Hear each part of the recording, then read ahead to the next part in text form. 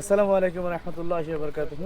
ওয়ালাইকুম আসসালাম ওয়া রাহমাতুল্লাহি ওয়া বারাকাতুহু। ভাইয়া আপনারা তো রয়্যাল সিটিতে আজকে এসেছেন ইন্সপেকশনে, তো আপনার রয়্যাল সিটির ব্যাপারে কিছু শুনবো আপনার কাছ থেকে। তার আগে আপনি আপনার পরিচয়টা যদি একটু বলেন প্লিজ।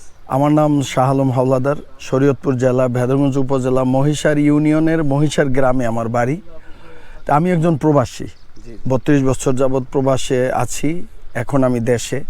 তা আমি দেশে আসার পরে আমি জানতে পারলাম যে আমার ঘনিষ্ঠ বন্ধু ইস্কান্দার তালুকদার, এরপরে তার মাধ্যমে পরিচয় হইল রিপন ভাইয়াদের সাথে, যে ওনরা এই মানে প্রজেক্ট বের করেছে, যেটি ডেভেলপার প্রজেক্ট। তাই এগুলি আমি একজন প্রবাসী হয়ে আমি মনে করি যে আমাদের পক্ষে একা কোনো কিছু করা সম্ভব নয়। তাই দেখলাম যে না, এই ভালো লোকগুলোর সাথে আমি অ্যাড হতে পারি, বা আমার মতো যারা আছে এরা অ্যাড হতে পারে। তখন আমি পরিদর্শনে আসলাম। এটাকে বলে এই 60 ফুট এলাকা, 20 ফুটি প্রজেক্ট, 20 ফুটি রোড, 20 ফুট প্রজেক্ট। এখানে তাদের 3টা প্রজেক্ট আছে। একটা হইল 20 শতক, আর 13.5 শতক করে 2টা, মোট 3টা প্রজেক্ট। যে এই যে 13.5 শতক করে 2টা প্রজেক্ট, তো এগুলির ভিতরে সব শিক্ষিত চাকরিজীবী ভালো লোক, এরা সবাই আমার এলাকার। তখন আমি দেখলাম যে না, তাদের সাথে আমি অ্যাড হতে পারি। আমি শেয়ার কিনলাম আমার ছেলের জন্য, আমার সন্তানদের জন্য, ছোট ভাইদের জন্য আমি এখানে শেয়ার কিনলাম। আমি মাশাল্লাহ আমি খুব ভালোভাবেই এই শেয়ার কিনছি। আমি মনে করি এখানে আমরা আমাদের মতো প্রবাসী যারা, এদের এইভাবেই শেয়ার কিনে যৌথভাবে কিছু করা যায়।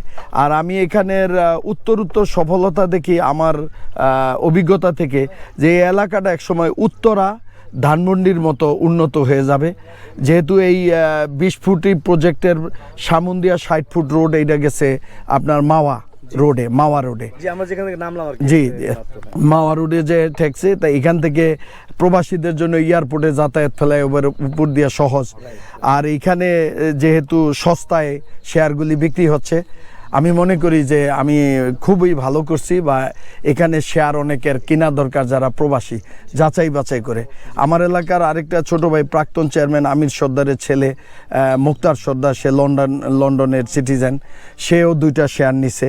তাই আমার প্রবাসে যারা আছে ভাইরা, তারা আমাদেরকে চিনে বা জানে। আমি মনে করি যে এদের সাথে যোগাযোগ করে এখানে শেয়ার নিয়ে তারা একটা বাড়ির মালিক হতে পারে। জি জি 5-7 লাখ টাকার মধ্যে বা 5-6 লাখ টাকার মধ্যে আসলে জমি কেনা সম্ভব না, কিন্তু বাড়িও করা সম্ভব না। এবং আলটিমেটলি একটা ইন্টারেস্টিং ব্যাপার হচ্ছে যে আমরা যেটা এখানে দেখলাম, যে যখন কনস্ট্রাকশন করতে গেলে মানে স্কোয়ার ফিটে যে মানে আপনার 2000 টাকা 2200 টাকা লাগে।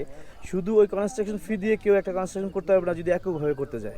যৌথভাবে করতে গেলে এটা পসিবল, কিন্তু এটা যদি ডেভেলপারকে দেয় তাহলে ডেভেলপার অর্ধেক নিয়ে নেয়। এবং সরাসরি যদি ফ্ল্যাট কিনতে যায় তাহলে একটা বড় অঙ্কের একটা ট্যাক্স সরকারকে দিতে হয়, আপনার 8-10 লাখ টাকার মধ্যে ট্যাক্স দিতে হয়।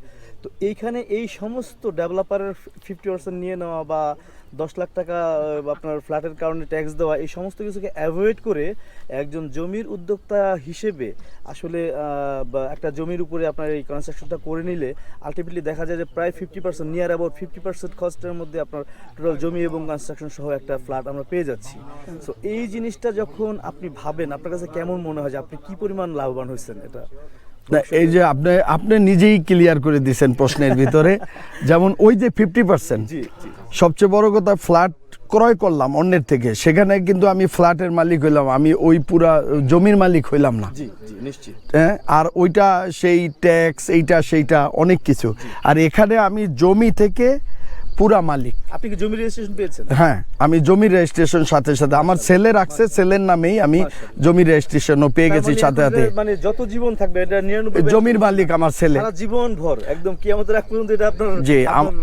জি আমার ছেলে নামে, ছেলে টাকা দিছে, আমি ছেলের নামে রাখছি, ওর টাকা দেয়া, ও জমির মালিক।